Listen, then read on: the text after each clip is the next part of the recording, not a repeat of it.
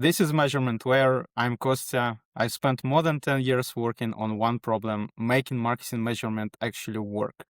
Today, I'm joined by Vladan Ubiparip, founder of dramaticSEO, an SEO and GEO agency working specifically with B2B SaaS companies, and growth consultant at Tunnel Studio. Vladan has seen dozens of SaaS marketing stacks from the outside, which gives him a meta perspective most in-house operators don't have. We are going to talk about organic attribution, why it's broken inside most SaaS companies, and what measurement looks like for GEO, a frontier almost no one is measuring properly yet. Vladan, welcome. Pleasure to be here, man, and thanks for having me. That intro was amazing. I'm going to have to play it to my mom because I think no one spoke so highly of me before you. I think you should be proud of what I accomplished. I'm glad that I pleased you, for sure. Yeah, I'm definitely, she'll be sending her regards. We will make a shirt especially for her. Yeah. So glad to have you here as well. For a quick context, what does dramaticSEO do? What kind of SaaS clients do you work with, and what is the typical state of their organic measurement when you arrive? Yeah, so dramaticSEO is a small agency that I founded a couple of years ago with the sole purpose of providing clients with no BS SEO in the SEO game in the world where BS is such easy to find, especially because there are so many vanity metrics, and a lot of industry is still quite outdated when it comes to the methodology of achieving those things. So it started completely randomly with just a couple of people, and it stayed as within a couple of people. There's currently just 4 of us. So the politics is working with not many clients, having no account managers. I'm basically the only point of contact for every client. And yes, we work only with SaaS businesses. We don't have a profile when it comes to the industry. There's only one benchmark, and that is minimum of 1 million ARR. Reason being, that's usually the benchmark where companies are ready to invest in building organic, because that's usually the point where CAC becomes bloated, it becomes too high. So they're trying to find a way how to get it down, and that's usually, or organic is usually the way how to do it. So that's usually the only benchmark that we have for the first. Of course, after that it goes to the stages and everything. But for the problems and tracking, it's almost always the same story. None of them have any tracking set up properly, attribution set up properly, and all they have is just calculating new customers and churn. And that's usually the growth metrics when you think of like startups 0 to 1 million ARR. So attribution problem becomes huge problem once they pass that 1 million ARR, and that problem just gets bloated even more when it comes to the SEO game, because SEO game now has that GEO layer and AI search layer, and it's even more difficult to achieve it. So you basically say that when they come to you, they're at such a beginning of the journey that they don't yet even care about any kind of sophisticated analytics beyond their unit economics. Yeah, so basically, at first, analytics and super deep analysis is not very important to them. Majority because they invest so much in paid ads, they invest so much in paid campaigns, they invest so much in affiliate programs, in trying to influencer marketing. They spend so much money, and eventually they calculate that customer acquisition cost is super high. And the first idea is how to get that customer acquisition cost down. And then the first logical answer, okay, we should invest into a system where someone actually tries to find product related to ours, or solution to the problem our product resolves.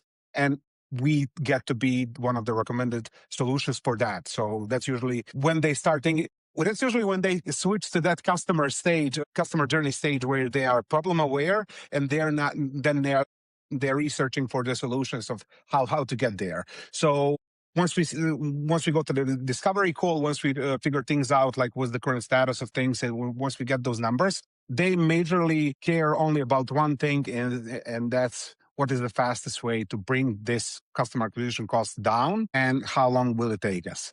After quite a few months after we're working together, they start caring about, okay, let's see how much we're actually spending here, and how much actually we're getting from this, and how will we be able to track those leads and those new customers once you're gone. And that's the healthy mindset of every company. Like, agencies shouldn't be working with you like forever. Agency should be a tool for growth. And you always have to be thinking like, what after the agency? Will they only deliver deliverables and lock you in? Or they will set you up with a system where you can actually scale later on after the need for them vanishes. Yeah, makes total sense. They are basically searching for diversification when they come to you. Yeah, exactly. So when you start working with a new SaaS client, what's the first thing you check in their measurement setup, and what do you find broken most often? So back in the day, long before the AI and everything, it was quite simple. Like you look at the traffic. Traffic tells you, yeah, if you have like 5 to 10,000 people on your website in a month, that's not quite good. So strategy was simple. Like you build some posts, you get more traffic. Traffic brings more signups. More signups. By signups, I mean marketing qualified leads, more trials, more whatever, free plans, and all the numbers start working towards up. Today, the first thing I look at is much closer to the brand. How brand is strong, what's the share of voice, and what's the leverage I will have as the agency to use that with the product. So if a product was spending a lot of time building that brand, that gives me a big leverage because everything will work much faster. Everything will have I'll have much bigger leverage for any initiative that I want to tackle when it comes to the organic channel. But from the other hand, if they don't have any brand, then I know that I have to be I'll have to go into the different segments of the marketing and help them kind of grow. In that case, SEO needs to go into the social media. SEO then needs to go to the referral marketing, to the affiliate marketing, to a little bit to the sales, optimizing sale processes, all because we need to start building the brand and get people to talk about us. Only then, and then only, is a time where we can actually leverage something and expect big changes there. Because if you think of the like where the entire industry is going, in like 5 to 10 years, the answers you'll be getting from the LLMs as well as Google, they're mostly be related to the top brands and people who are trustworthy, who have their brand on. So that's Those the brands first which are on numbers. the top Yeah, of the mind. exactly. And Google will have the systems and mechanisms to understand that which brands are the strongest ones. LLMs will have that, and answers will be more trustworthy. So the question is like reverse engineer things. How can you make sure that your brand is known and that you are communicating your solutions properly? To back up a little bit, because I like this topic and I like to kind of go back and forth with it, and I ramble about it a lot. But the thing is, like, the first numbers that I look at are much closer to the brand. How many people are talking about you? Where are you appearing? What's the state that your brand is currently at? Because that will dictate how fast we can get things moving for revenue-wise, of course. Clear.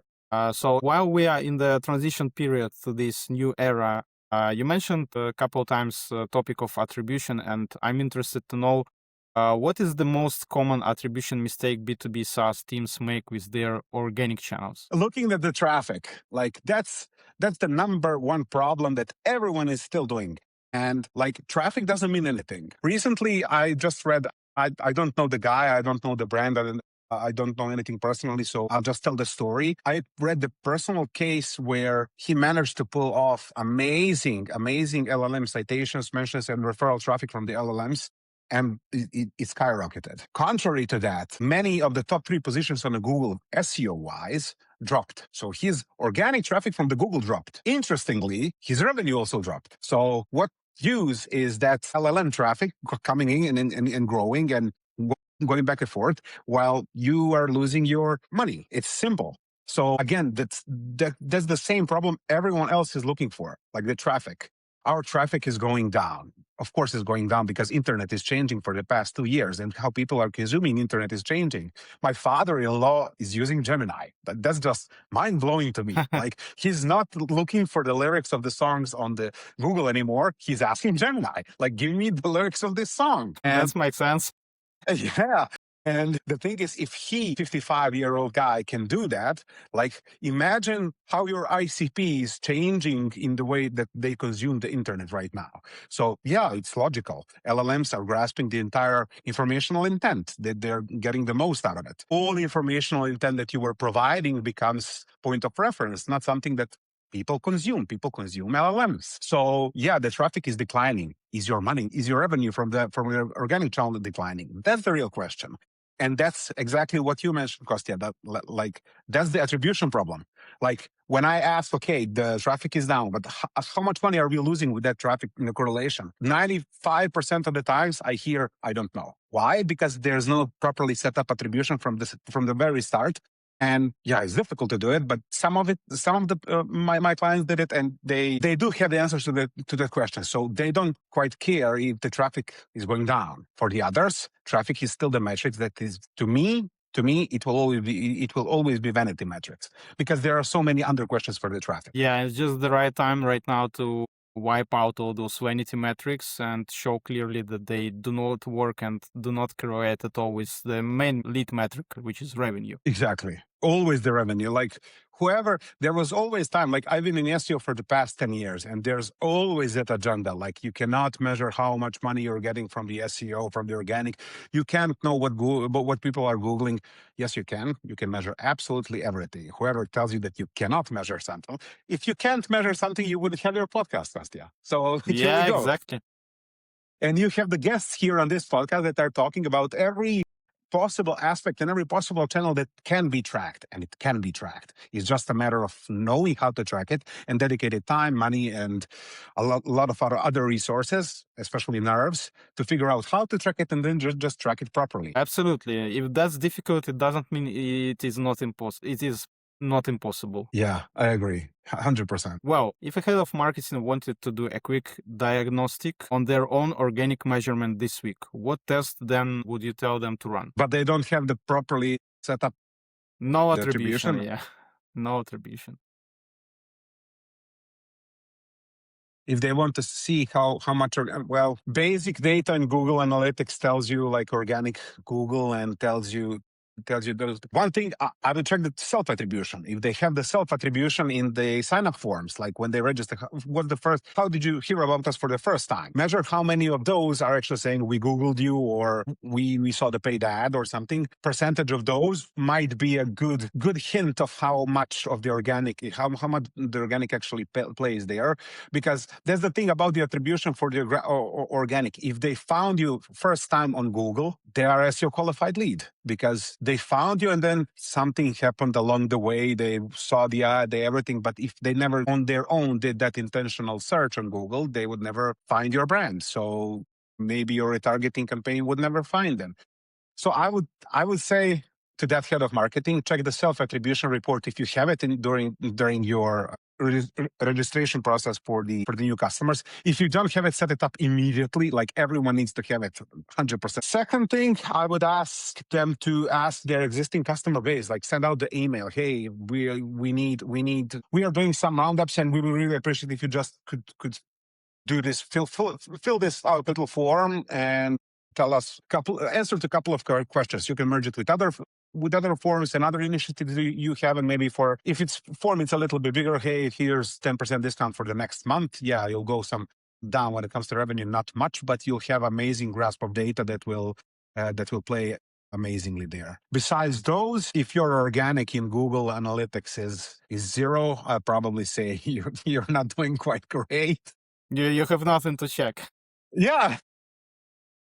Start from scratch. Yeah, I would see how the traffic is behaving and try to set up some correlations, because it's more about signaling than determining. Like you cannot be deterministic in this period. Like with all the proper attribution and everything, like you cannot get like 100% accurate data. I think it's all about building correlations and figuring out those correlations over time. But for the audit, those would be my two primary things that I would go to: self-attribution and ask your community, and then you'll definitely know. Definitely.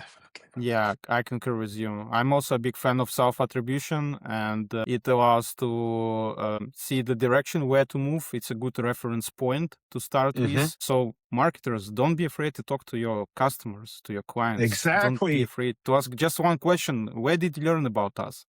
Exactly. Every marketing conference that I attend, every SEO conference, every tech conference, every AI builders conference, it always starts and ends with the same note: speak to your customers, speak to the prospects, speak to the ICP, speak to the communities, speak to people, get the answers from the people, because the way you're seeing things is 30 to 50% accurate. Peers and your friends and your enemies and your ICPs and competitors, they all see things differently. Speak to people and get the information from the people. Yeah. I think we couldn't send a better message. That should be a motto, for sure. Yeah, And it definitely. actually continues the narrative we touched with the previous guests of the show, especially with Lukashin from Hey Rich in the previous episode, that you cannot measure everything to 100%, and you should build this triangulation system, which is based on very simple and easy to implement and follow principles, which actually allows you to see the direction, to maybe not to see the exact coordinates of the dots, but at least to see where are they. And being in trenches is actually the foundation of these methods.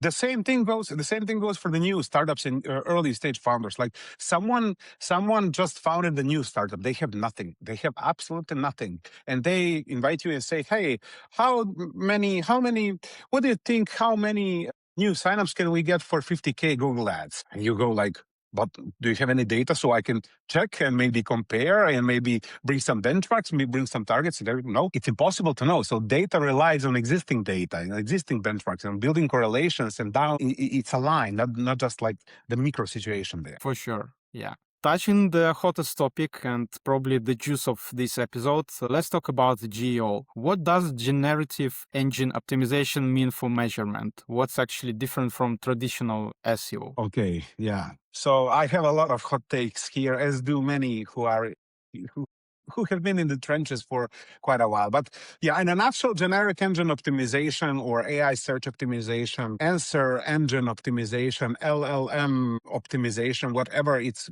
practically comes down to the same thing. Optimizing your existing content on the website and mechanisms around it in order to manipulate your mentions and citations by the LLMs. And I think that's one of the most accurate definitions that can be out there, because yeah, you're essentially optimizing, but what you're doing is trying to manipulate your way through the goal of being recommended by them. What was the question again for the other part? I just defined what the GEO is. Yeah, the second part was what's actually the difference in measurement of GEO from traditional SEO? So to me, there's no differences in measuring real performance. Like one and the other should find ways to be compliant with measuring how many marketing qualified leads or new trials or free plans or whatnot are coming in the SaaS industry. Like they should be connected to the revenue. So the second part of the question was about how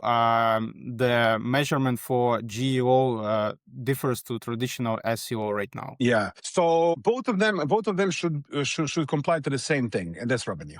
Like if you are trying to set up the reporting and try to set up the measurement of how successful you are in GEO or SEO, there's only one thing you should be tying it for, and that's the revenue, and figuring out how to tie it to the revenue. Revenue for the SaaS are usually new signups, new trials, new free plans, new leads, whatever, but optimizing how to get there. For the two, when it comes to the methodology of doing both of those, it's more of a thing like, for the SEO, it was all about the click. Click comes in, it's attributed with a tag, whatnot, and you follow that click, and that click usually has multiple jumps. But in a nutshell, everyone is just clicking and coming in, and then you calculate like things based off your click. Now with the GEO, things are different because there is no click, and people are mostly finding out about you, your services, your businesses, your product, whatnot, through the LLMs, and you cannot measure that. That's the thing. All you can do is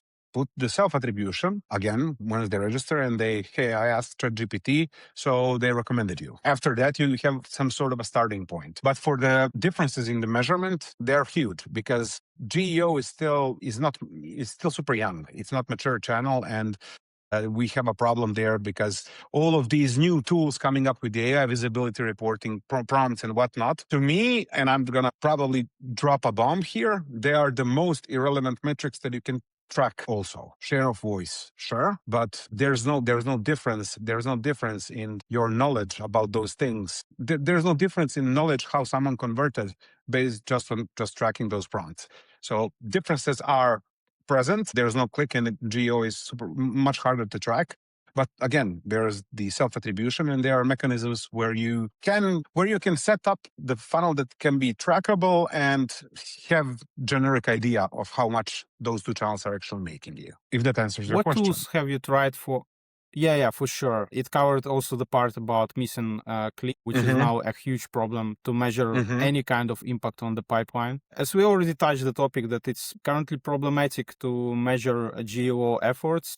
However, I see a lot of tools currently on the market. What tools have you already tried for GEO measurement that didn't work or worked, for example? And what did you learn on the path of testing them? Yeah. So in order to avoid any type of lawsuits that we might get here, your podcast and me, let's shy away from saying the names. But let's say it like this, like there are two types of the GEO performance trackers and AI visibility trackers or whatnot. The first type is the type that's where you sign up for a tool that is tracking millions and millions of prompts, and you type in your domain and they see in how many of those answers related to your industry you are appearing, and they give you kind of the close overview bird's eye look on where your brand is right now and where are your competitors, who's popping up where, and that's it. And for the ones that are relevant to you, they show you like those are the brands that you're currently in. Other type of the visibility trackers are the ones where you manually enter the prompts and you track the output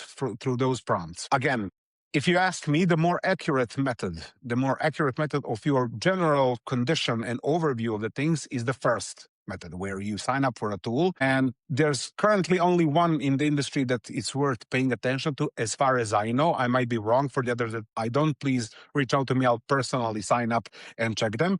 But currently, right now, the Ahrefs is the only one that has their brand monitor, where you can opt in and see how your brand is performing in ChatGPT in their prompts that are tracking like millions and millions and millions of the prompts. There's not much that you can do with that information, if you ask me. That's like the final layer of optimization that you want to be doing. There are so many things before that you want to be doing. But if you are really close to that, like 99%, and you want that 1%, they can show you like the segments where you are appearing quite well, the segments where you're lacking, and that can give you an example of what your competitors are maybe doing better than you, and you can get new ideas for optimization. Again, those are marginal optimization, like marginal. Second part, for the second type of the AI visibility trackers, I don't see any value in them, even though everyone wants to see those numbers. Those numbers are not related to the performance. They're not related to the revenue. Like I can show you those numbers, and I tested multiple of those tools. And the biggest problem I see with those tools is, for example, I put the prompt for one keyword, like one keyword that's traditional SEO keyword. And I form it then as a second prompt, I form it as a question. So for example, best guitar case in 2026, best hardtop guitar case in 2026. That's one prompt. Second prompt is what is the best hardcover guitar case in 2026 lately, for example. Or you don't even have to add that lately. They're basically asking the same thing, and the answers are different, and output is different. And that's just one of the problems. So I guess you, Kostya, you're also using Claude, ChatGPT, or whatnot. Yeah, Are you for sure. Are you using the free version, or you have your own account? Depending on the LLM, I would use different, whether it's paid or... And as you would expect, answer when on your own account that's personalized for you and that's trying their best to personalize answers and outputs to your knowings and your type of questions, and they're learning about you. They're not the same as the objective ones. Yeah, the identity is split. Yeah, all the prompt trackers are just tracking the free ones. They cannot track like what's something that you would want to be recommended. Like they can't track that. So they're tracking only the free versions that are not so many people are using, especially if you're in the tech industry. Like chances are your ICP probably has the account and they have personalized answers. So again, you're tracking something that doesn't make much more sense.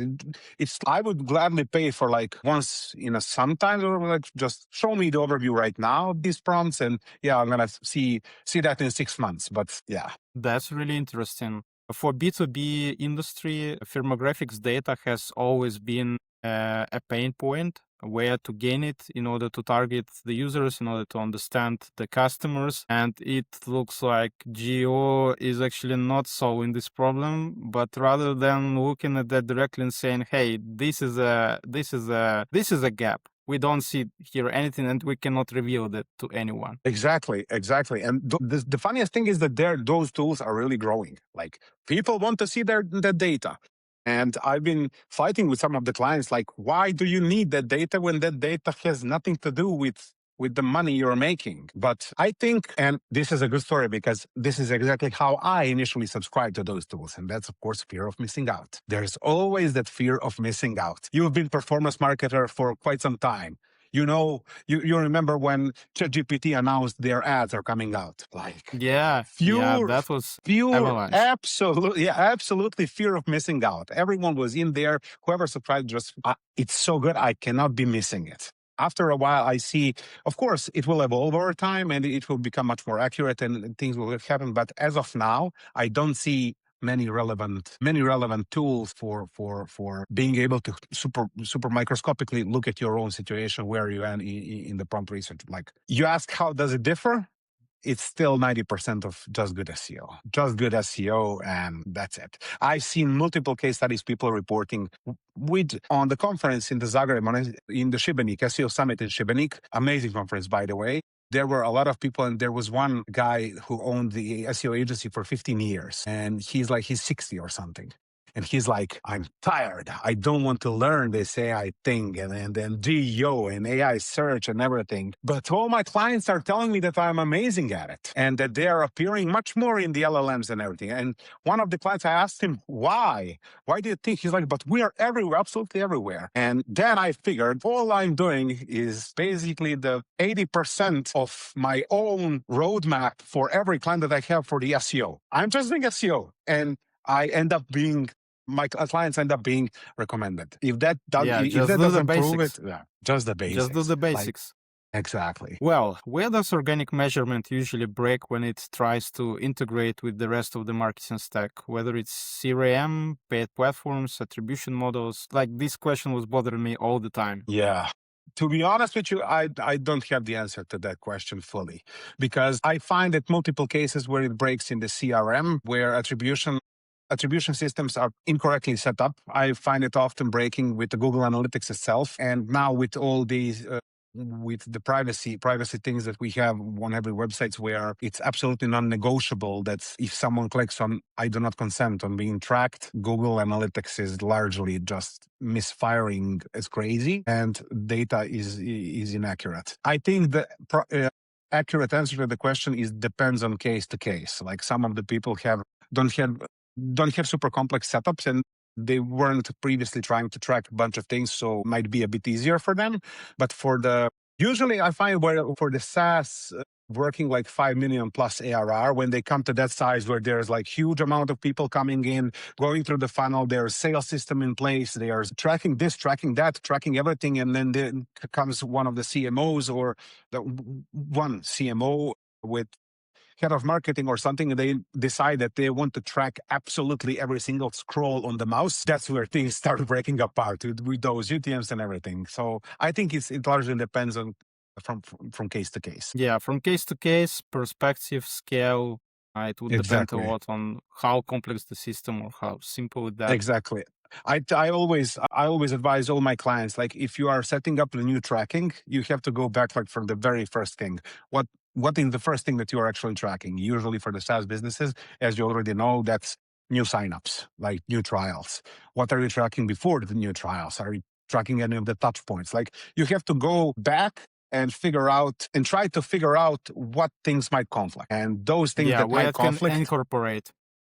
Exactly. So not just set up the new tracking somewhere across the system, but try to incorporate it in what existing you already have. All right, clear, noted. In your view, and basically this question was born in a conversation with data analysts, who inside a SaaS company should actually own organic measurement? The SEO specialist, the marketing ops team, the analytics team, maybe somebody from the leadership team? Whoever owns customer acquisition cost and and ACV should be the one taking care of the SEO, GEO, whatnot, and tracking. So again, we're going back to the basics of how the tracking should look like. Everything should be related exactly to the customer acquisition cost and ACV and revenue in general.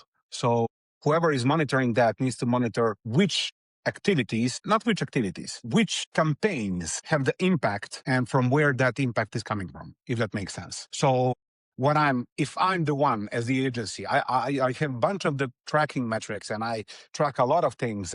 But again, my clients usually have their in-house setup of tracking their growth rates and in general, how much they're spending in their all activities trying to acquire a new customer. Someone there, whoever it is, in-house should be responsible for segmenting those things into different growth channels and tracking them and reporting back to the CFO or whatnot. I've had the requests to set up the tracking to track solely my own channel, but it's impossible due to the multi-touch approach. Like, especially now, your brand, your product is being found on the LLMs. People are going all over the place before they even come to your website. And that's the thing. Like, you cannot know for sure which of those things are easily to be attributed to some channels. So that brings us to the conflict situation where I say, yeah, we had 500 signups from the SEO last month, out of which 54 were converted to the paid ones. And then head of marketing comes, yeah, well, that's not the number I have here. I have the number of this. And then we come to the different reporting. So whoever works with the general with the general CAC, ACV, money, revenue, spend, growth channels, and whoever is tracking the success dashboard should be the one tracking the SEO and GEO success metrics. Yeah, I agree. I also had her opinion that you have to have enough high perspective to see the things from the above in order to actually see the things and how they work together in order to see the full picture. Otherwise, it would be like my word versus your word or versus anybody's word or dashboard, which is not the case. Exactly. I'm usually just the layer that ensures that your tracking is properly set up and properly worked around. Moreover, the level of perspective should also follow with the authority and ownership over things to work together. Because if you just have the perspective and you cannot impose your will to do things in a certain way, the system won't probably work in a way that you expect it to work. Exactly. Couldn't agree more with you. Thank you. It's time for advice. If a SaaS head of marketing listens to this and wants to make one change to how they measure organic next week, what should it be?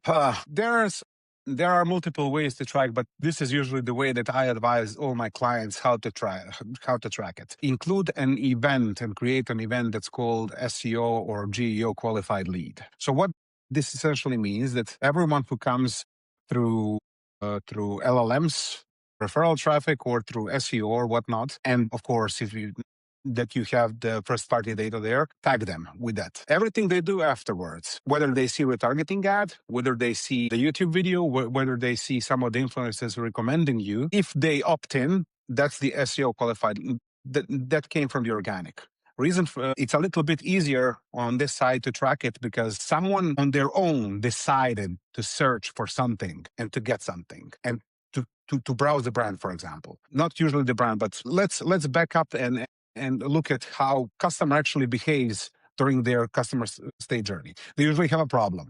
Like they were unaware of the problem, they then became aware they have certain problem. Before they try to Google it and ask the community and stuff. Now, first part is always probably trying to figure out the solution in the ChatGPT or Claude or Perplexity or whatnot. They're trying to figure it there. Claude says, hey, you can take care of this problem like this, follow this step, and he figures it out, okay, but probably I'll need a tool for this.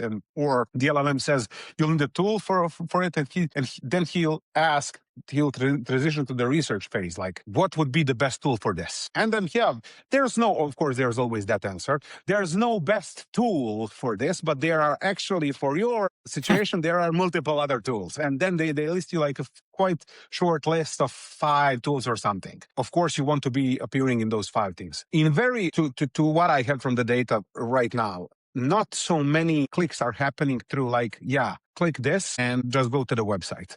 Not so many clicks are happening like that. People are usually going directly to the Google after that and Googling that brand. So Yeah, that's a typical scenario. but when you look at it from the UX standpoint, like it makes no sense. Why didn't you just click like In the isolation, LLM? yeah, it doesn't make sense at all. Yeah, but it's how it is right now. So people are going there and typing it. If they came through the brand keyword there, and that brand keyword, and they got in, that's questionable. That's the question. Like there, should they be because you don't know that first step. Did they learn about you through the LLMs, or they learned about you from their friend, or how they learned about you? So you have to exclude the brand traffic there. Like exclude the branded traffic. When you bring the non-branded traffic, if they ask like ad tracker, what's the best ad tracker, and on Google, and they're reading the posts, and or you came up as the solution to their problem, if they get in, whatever they do next, you don't care. They became SEO qualified lead. They purposely decided to research the problem, research the solution, and they got it there. After that, all their marketing campaigns and our algorithms will be working around and bouncing them up and here, and they'll have like 8, 9, 10, 12, 15 touch points. And then if they decide to convert, initially they came from their own research and their own intent. So to me, it makes the most sense. If you're setting up the tracking right now, set up one event that's going to be SEO or GEO qualified lead, and we can even give people some freebies from this. So I'm going to send you that entire benchmark, and maybe you can leave it in the description below. Yeah, for sure. And yeah, it's quite... The framework resonates, for sure. Yeah. I like that the idea that you are not trying to attribute something directly and say like, hey, this is the metric you need to use in order to see that the organic really works. But instead, you actually find the association and you build it with the organic channel and say like, organic channel actually made it happen. It didn't push the needle, but it made it happen and actually pushed the needle. And you actually don't have to assign specific credits, and it's pretty simple. Exactly, and this is usually a bit controversial because a lot of marketers out there, I was talking with a lot of them, and some of them, yeah, but if he watched 5 of our videos after he researched that, if he watched 5 of our videos, if he found us on our social media and everything, like we have guys who are creating the content for the social media, like we have to attribute it to them. Nope, you don't, because it first came through their intent of researching, and SEO was responsible for giving them solution to the problem they experienced. That's the first part. They read that solution, they consumed it, and just like 99% of the cases, they put it back in their head, somewhere for processing, and they move along with their lives. They probably did the exact same thing for the other for your competitors. But initially, if there wasn't the SEO, they would never find your brand. And it's hardly likely that they would find your socials afterwards, your YouTube afterwards, or whatnot, if they didn't previously find your website, because the majority of the campaigns out there are retargeting in some sort. So, and they are usually successful campaigns. So that's clear. I think marketers can follow this easily. Yeah, I share it as well. That's a good advice, especially excluding the brand traffic to understand whether the impact was pure. I feel like it's however the much time we have, it's super difficult to explain it because it's so simple in a nutshell. Like it's just a mindset, and then from that mindset it goes like to the if then and else loop. So it's not that difficult, but it would take us quite a few hours to true. Yeah. Vladan, thank you very much for coming. If you find this useful, share it with one person in your team who would benefit, and see you soon. Thank you for having me, and it was a true pleasure talking with you, and I hope that I managed to share some of the smart points someone would be able to use. And if not, you can always reach out to me on LinkedIn or to Kostya and roast us. Thanks.